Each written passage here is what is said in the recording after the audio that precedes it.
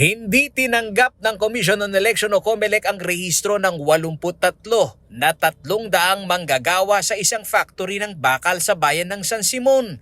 Ito ang kinumpirma ni Jonel Sunga, Election Officer 3 sa nasabing bayan. Nagkaroon nga po ng posisyon ng mga 317 na voters applicant. At mostly po dito ay mga nagtatrabaho sa Real Steel Company. Kabilang daw sa mga dahilan bukod sa hindi nakadalo sa hearing ay ang hindi napatunayan ang legitimacy ng kanilang address.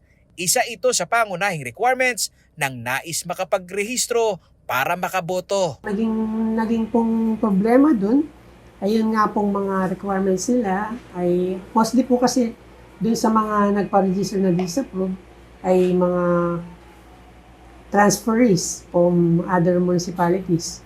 At nagkaroon po ng mga issue dun na hindi po na-required sa proper registration.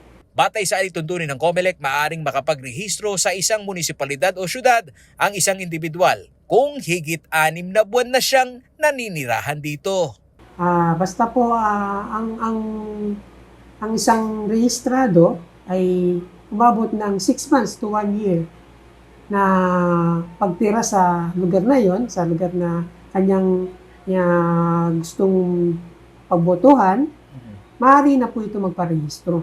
Sa minutes of the meeting ng Election Registration Board o ERB ng COMELEC San Simon na may petsang October 22, 2021, ang mga kwestiyon na empleyado ay nakapagrehistro simula July 1 hanggang September 30, 2021. Ground sa disapproval na nai-record ay ang mga sumusunod: kabiguang maka-attend ng hearing, hindi na konektado ang mga nakapagrehistro sa nasabing kumpanya, at ang kabiguan na makapagbigay ng patunay na residente sa Barangay San Isidro. Umabot sa higit 43,000 ang bilang ng mga registered voters sa San Simon, Pampanga sa pagsasara ng registration nitong October 30, 2021. Higit 5,000 dito ay pawang mga new registrants.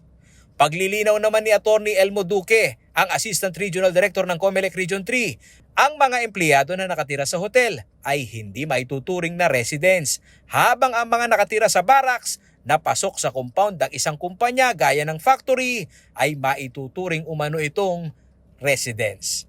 Hotel, for instance, cannot be a residence. Alright. Alright? So, kung naka-stay ka sa hotel, kahit na 3 months ka doon, hindi mo pwedeng gawing residence yun. Pero kapag ka barracks, tinitirahan mo Pero yung na. barracks, the project may last for a year or more, then that is your residence, so siya nakatira yun.